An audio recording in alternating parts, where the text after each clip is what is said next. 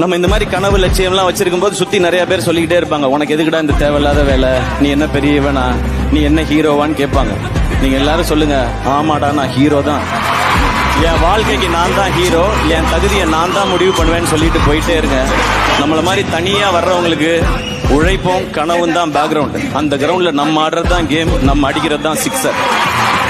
இன்னைக்கு கூட ஸ்டார்ட் பண்ணுங்க.